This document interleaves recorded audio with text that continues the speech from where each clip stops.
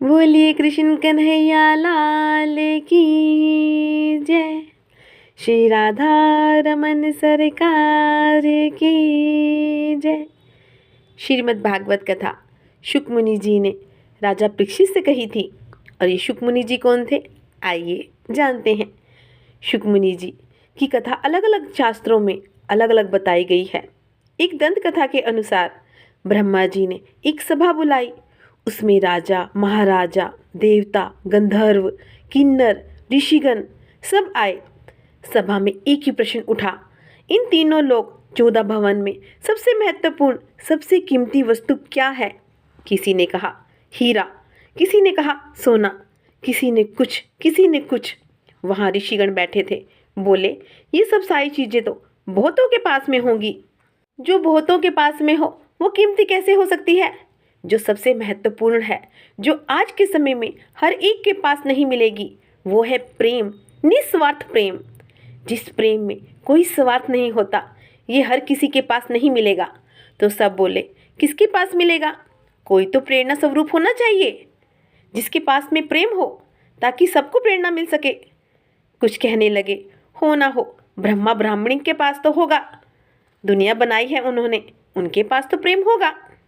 कुछ बोले वो तो सृष्टि के कार्य में व्यस्त रहते हैं, उनके पास वो प्रेम नहीं होगा। वहां नारद जी बैठे थे। नारद जी बोले मेरे प्रभु नारायण के पास है। ऋषिगण बोले नहीं, उनके पास भी नहीं है उतना प्रेम। अगर प्रेम होता तो भगवान भक्तों के पीछे नहीं दौड़ते। गजेंद्र ने मध्य रात्रि में भगवान को पुकारा था, भगवान दौड़ कर गए उसका उद्धार करने के लिए। लक्ष्मी माता को छोड़कर इतना प्रेम होता तो वो लक्ष्मी माता को साथ में लेकर जाते। नारद जी बोले आप ही बतला दीजिए फिर प्रेम कहाँ है? ऋषिगण बोले प्रेम की पराकाष्ठा अगर कहीं पर है तो वो है महादेव जी के और पार्वती जी के पास में।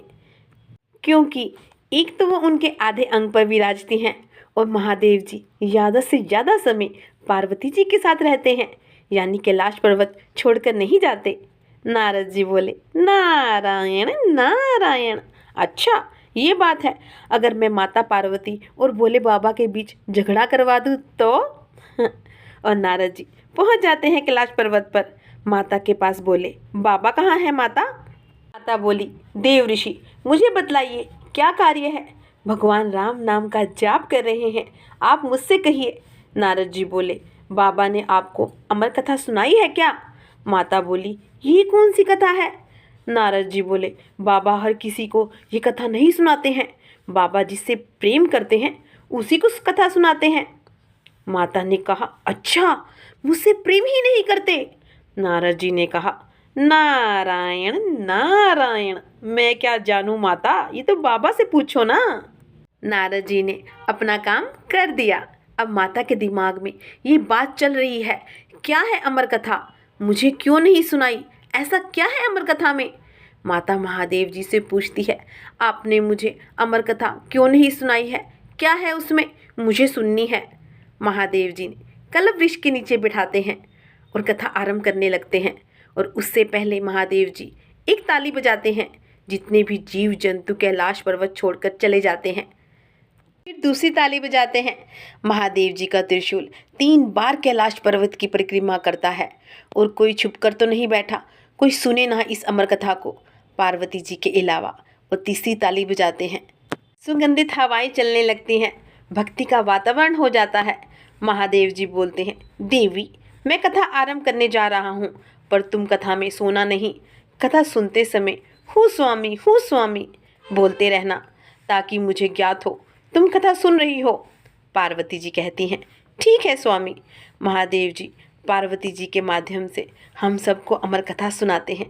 जैसे ही महादेव जी कथा आरंभ करते हैं, कल्प वृक्ष पर एक सुआ होता है, सुआ मैंने तोता, उसमें से एक शुक बालक निकलता है जो वहाँ बैठकर कथा सुनता है। थोड़ी देर माता सुनती है कथा और फिर माता को नींद आ जाती है। महादेव जी नेत्र बंद करके सारी कथा सुना देते हैं और महादेव जी इतने लीन होते हैं कथा सुनाने में कि माता सो गई है उन्हें आभास भी नहीं होता। और माता की बजाय शुक बालक हूँ स्वामी करता है और महादेव जी को लगता है कि जैसे माता ही हूँ स्वामी कर रही हैं। अचानक से महादेव जी के नेत्र खुलते हैं और महादेव जी देखते हैं माता तो सो गई है, फिर ये हूँ स्वामी कौन कर रहा था। महादेव जी को गुस्सा आ जाता है। वो गुस्से से इधर उधर देखते हैं तो ऊपर देखते हैं शुक बालक बैठा होता है। महादेव जी क्रोध से आंखें लाल हो जाती हैं और पार्वती जी एकदम से उठती हैं और कहती हैं, प्रभु क्या हुआ। महादेव जी ने कहा, तुम सो गई थी, कथा किसने सुनी है। इस शुक बालक ने सारी कथा सुन ली है, अब मैं इसे जीवित नहीं छोड़ूंगा। और शुक बालक अपने प्राणों की रक्षा के लिए उड़ पड़ता है। वो तीनों लोकों में उसे कोई शरण नहीं देता है। अब महादेव जी से कौन बैर लेगा भला। बालक वेद व्यास जी के आश्रम में जाता है और वहाँ पर वेद व्यास जी की पत्नी उबासी ले रही होती है। उनके मुख के द्वार से उनके गर्भ में प्रवेश कर जाता है। उसके पीछे पीछे क्रोध से अपनी आंखें लाल किए हुए त्रिशूल हाथ में लिए हुए महादेव जी वेद व्यास जी के आश्रम में आते हैं और वेद व्यास जी उन्हें देखते ही कहते हैं, ओह भाग्य हमारे जो महादेव हमारे घर पधारे।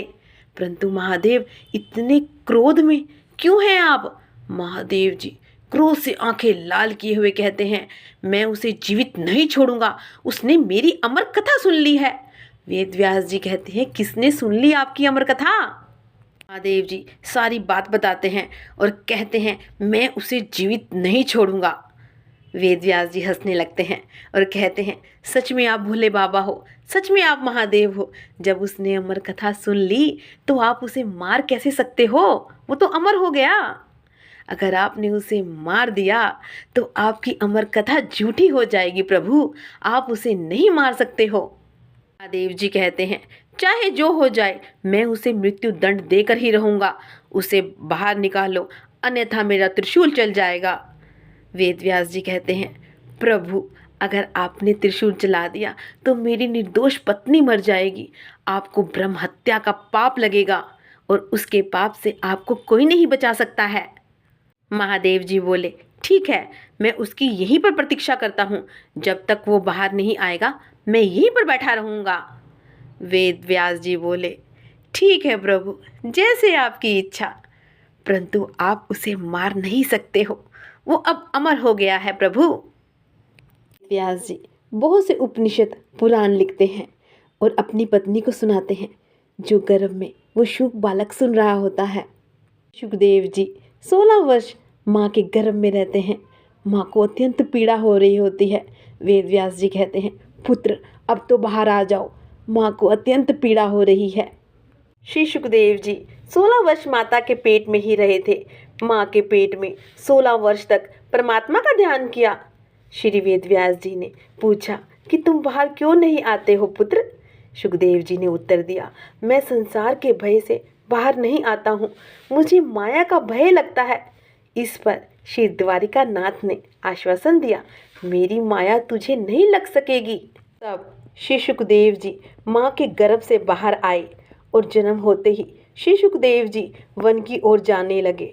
अरणी देवी माता ने प्रार्थना की कि मेरा पुत्र ब्रह्म रूप है और यह मेरे यहाँ से दूर ना जाए, इसे रोको, इसे रोको। व्यास जी उसे समझाते हैं, जो हमें अति प्रिय लगता है वो परमात्मा को अर्पण करना चाहिए, वह तो जगत कल्याण के लिए यहाँ पर आया है देवी, तुम उसे नहीं रोक सकती हो।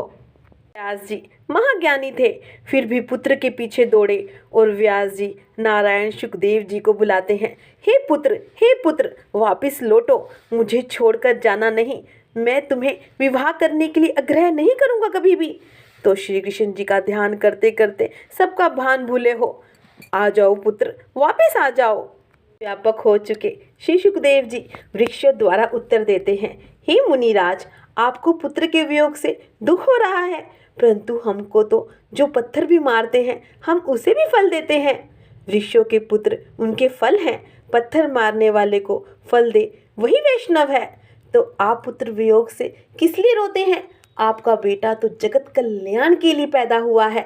और व्यास जी अभी एक व्यग्र ही कर रहे थे। सुखदेव जी ने कहा, यह जीव तो अनेक बार पुत्र बना है, अनेकों बार पिता मिला है। वासनाओं से बंधा हुआ जीव अनेक बार पिता पुत्र स्त्री बनता है, अनेकों बार पूर्व जन्म लेता है, अनेकों बार मरता है। मैं आपका पुत्र नहीं हूँ पिताश्री, मैं तो जगत कल्याण के लिए जन्मा हूँ।